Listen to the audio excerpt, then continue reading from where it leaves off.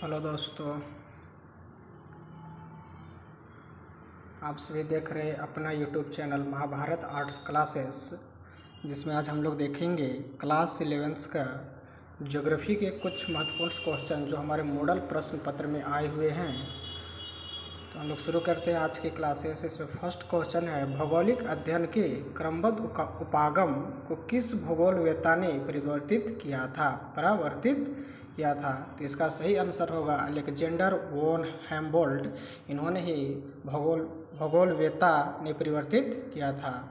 इसके बाद है, निम्नलिखित में से कौन सा विषय कालिक संश्लेषण करता है? तो इसका सही आंसर होगा इतिहास। थर्ड क्वेश्चन है, पृथ्वी एवं सूर्य की औसत दूरी कितनी है? तो इसका आंसर होगा सी 12,94,96,000। हम लोग आते हैं फोर्थ क्वेश्चन में। फोर्थ नंबर क्वेश्चन है, निम्नलिखित में से कौन सा तत्व वर्तमान वायुमंडल के निर्माण एवं संशोधन में सहायक नहीं है? इसका सही आंसर होगा गैस उत्सर्जन। क्वेश्चन नंबर 5, दक्षिण अफ्रीका में सोने की खेती कितनी गहरी होती है? इसका सही आंसर होगा 3 से 4 किलोमीटर। क्वेश्चन नंबर 6, गुरुत्वाकर्षण बल ध्रुवों पर अधिक और भूमध्य रेखा पर कम होता है, क्यों? पृथ्वी के घूर्णन के कारण। क्वेश्चन नंबर 7, स्थल मंडल की मोटाई या गहराई कितनी होती है? इसका सही आंसर होगा 200 किलोमीटर। 8 नंबर क्वेश्चन, भूगर्भ में ध्वनि तरंग के समान चलने वाली तरंग क्या कहलाती है? प्राथमिक तरंग। इसका सही आंसर होगा प्राथमिक तरंग। अब आएंगे 9 नंबर क्वेश्चन, जिसका फर्स्ट 9 नंबर क्वेश्चन है, रिक्टर स्केल से मापा जाता है किसको? भूकंप की तीव्रता को मापा जाता है। 10 नंबर क्वेश्चन है, महाद्वीपीय विस्थापन सिद्धांत सन 1912 में किसने प्रस्तावित किया था? तो इसका सही आंसर होगा ए अल्फ्रेड वेगनर के द्वारा किया गया था। क्वेश्चन नंबर 11, टीला ईंट किस प्रकार का चट्टान है? इसका सही आंसर होगा अवसादी चट्टान। फिर क्वेश्चन नंबर 12, सागरीय अक्ष स्थल विस्तार की परिकल्पना किसने प्रस्तुत की है? तो इसका सही आंसर होगा हैरी हस। क्वेश्चन नंबर 13, पोलर फ्लाइंग बल निम्नलिखित में से किससे संबंधित है? तो इसका आंसर होगा पृथ्वी का घूर्णन। क्वेश्चन नंबर 14, निम्नलिखित में से कौन सा एक अनुक्रमिक प्रक्रिया है? इसका सही आंसर होगा पटल विरूपणी। क्वेश्चन नंबर 15 है, निम्नलिखित में से किन प्रदेशों में रासायनिक अपक्षय प्रक्रिया यांत्रिक अपक्षय प्रक्रिया की अपेक्षा अधिक शक्तिशाली होती है? तो इसका आंसर होगा चूना पत्थर प्रदेश। क्वेश्चन नंबर 16, निम्नलिखित में से कितनी ऊंचाई पर ऑक्सीजन की मात्रा नगण्य होती है? इसका सही आंसर होगा 120 किलोमीटर। क्वेश्चन नंबर 17, निम्न में से किस अक्षांश पर 21 जून की दोपहर को सूर्य की किरणें सीधी पड़ती है? क्वेश्चन नंबर 17 है, इसमें आपका आंसर हो जाएगा 23.5 डिग्री उत्तरी अक्षांश पर।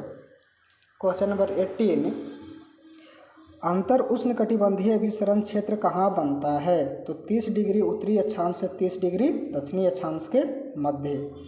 अब आएंगे क्वेश्चन नंबर 19, समुद्र तल पर वायु दाब कितना होता है? इसका आंसर होगा ए 1013.25 मिलीबार।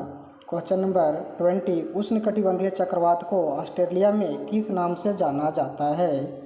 इसका होगा बिली विलज।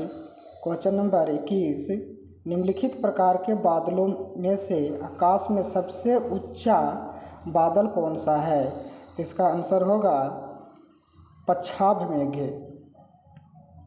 फिर है 22 नंबर क्वेश्चन, पृथ्वी के धरातल के निकट वायु का औसत वार्षिक तापमान कितना है? इसका आंसर होगा 16 डिग्री सेल्सियस। क्वेश्चन नंबर 23, जलवायु के वर्गीकरण से संबंधित कोपेन की पद्धति को व्यक्त किया जा सकता है? इसका आंसर होगा अनुभाविक। इसका सही आंसर होगा अनुभाविक।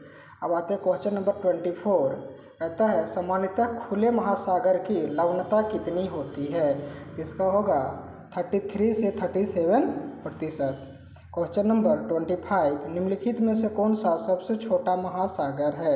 इसका सही आंसर होगा आर्कटिक महासागर। क्वेश्चन नंबर 26 है, फंडी की खाड़ी कहाँ स्थित है? तो ये आंसर होगा कनाडा। पृथ्वी पर ऑफशोर की घटना कब होती है? ऑफशोर की घटना कब होती है? इसका होगा 4 जुलाई को। मानव आनुवंशिक रूप से किस प्रजाति से संबंधित है? मानव आनुवंशिक रूप से किस प्रजाति से संबंधित है? तो इसका होगा 28 का होमो सेपियन। 29 नंबर, भारत की उत्तर से दक्षिण इसकी वास्तविक दूरी कितनी है? इसका होगा 3214 kilometre, option B. Question number 30, वर्तमान अनुमान के अनुसार पृथ्वी की आयु लगभग कितनी है? तो इसका आंसर होगा 46 करोड़। क्वेश्चन नंबर 31, सिंधु गंगा ब्रह्मपुत्र के मैदानों में जलोढ़ की औसत गहराई कितनी है? तो इसका आंसर होगा 1000 से 2000 मीटर। क्वेश्चन नंबर 32, अंडमान और निकोबार को कौन सा जल क्षेत्र अलग करता है? इसका आंसर होगा 11 डिग्री चैनल। क्वेश्चन नंबर 33, निम्नलिखित में से कौन सा अलकनंदा एवं भागीरथी का संगम स्थल है?